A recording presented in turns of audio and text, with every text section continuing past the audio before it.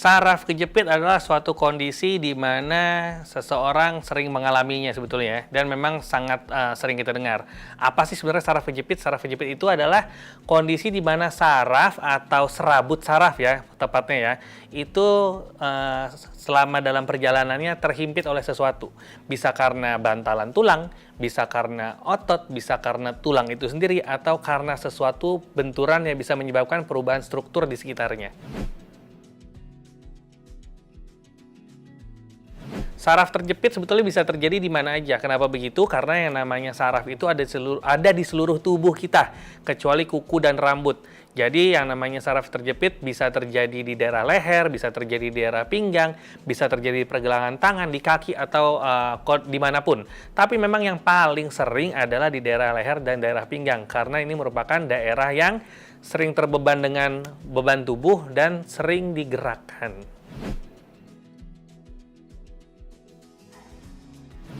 Gejala dari saraf kejepit tergantung dari saraf kejepitnya yang di sebelah mana gitu ya. Tapi pada umumnya sih saraf kejepit bisa memberikan gejala seperti sakit, pegel, kemudian rasa kebas atau kesemutan, atau kalau memang sudah agak lebih lanjut ya, dia bisa memberikan gejala seperti kelemahan.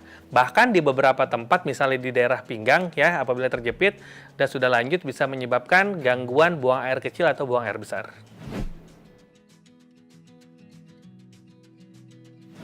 Penyebab saraf terjepit ada banyak. Mungkin selama ini kita beranggapan bahwa saraf terjepit hanya terjadi pada benturan, misalnya jatuh, duduk, atau seperti itu ya. Tapi pada kenyataannya kebanyakan saraf terjepit terjadi karena posisi kita yang tidak ergonomis dalam mempertahankan posisi. Misalnya bekerja, duduk terlalu lama, kemudian menunduk menggunakan handphone, menggunakan komputer yang tidak ergonomis, mengangkat tas dengan cara dicantel atau diselempang, kemudian pada laki-laki menaruh dompet di kantong belakang ya, seperti itu. Jadi lebih cenderung ke arah kebiasaan dan posisi yang salah, tapi ini terjadi secara akumulatif.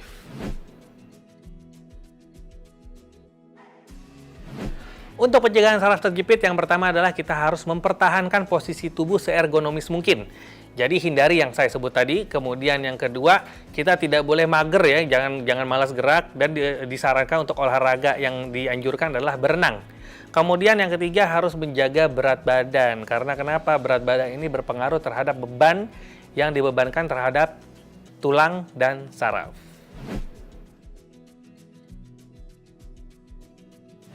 Pengobatan saraf terjepit ini sangat banyak ya, mulai dari obat-obat ringan, kemudian bisa ditambah dengan fisioterapi, bisa juga ditambah dengan pemasangan device seperti korset, atau penyangga leher, atau sarung tangan, atau apapun.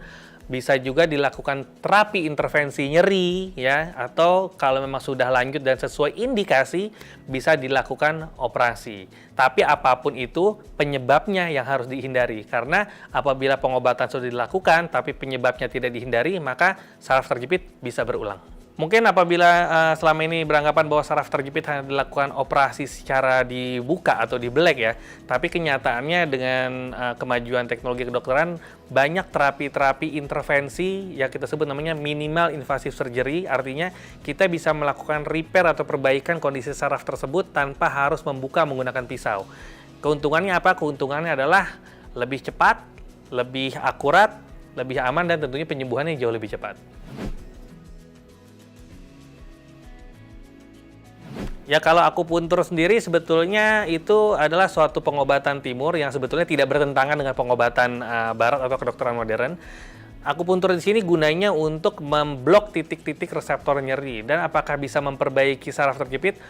Memperbaiki sih tidak, tapi untuk mengurangi gejala bisa. Jadi silahkan saja, tapi harus dilakukan oleh ahli akupuntur atau seorang dokter yang mendalami akupuntur.